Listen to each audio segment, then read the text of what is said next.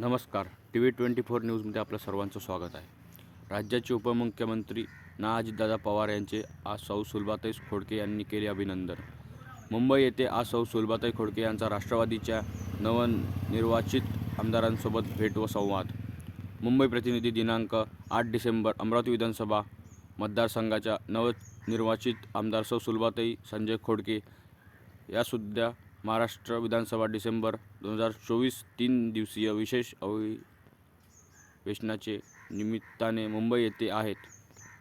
मुंबई येथे असताना आमदार सौ सुलभाताई खोडके यांनी राष्ट्रवादी काँग्रेस पार्टीचे राष्ट्रीय अध्यक्ष तथा राज्याचे उपमुख्यमंत्री ना अजितदादा पवार यांचे अभिनंदन केले. प्रदेशाध्यक्ष सुनील तटकरे यांच्यासह ज्येष्ठ नेते मंडळीची भेट घेऊन संवाद साधला.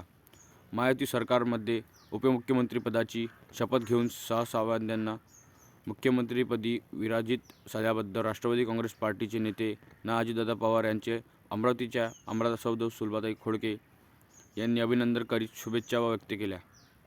महाराष्ट्राच्या राजकारणात सर्वाधिक काळ उपमुख्यमंत्री होण्याचा बहुमान व कीर्तिमान ना अजितदादा पवार यांनी मिळाला आहे.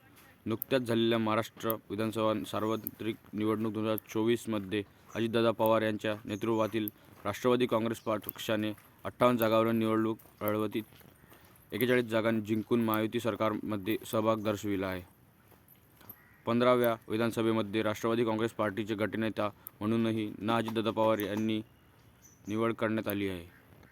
दरम्यान आज सौ सुलभाताई खोडके यांनी राष्ट्रवादी काँग्रेस पार्टीच्या नवनिर्वाचित आमदारांसोबत भेट व संवाद करून नुकत्याच झालेल्या विधानसभा निवडणुकीवर सुद्धा मनोचोख चर्चा तसेच मनोगत परिचय व संवाद करण्यात आला. अशाच न्यूज पाहण्यासाठी TV24 न्यूजला सबस्क्राईब करा. धन्यवाद.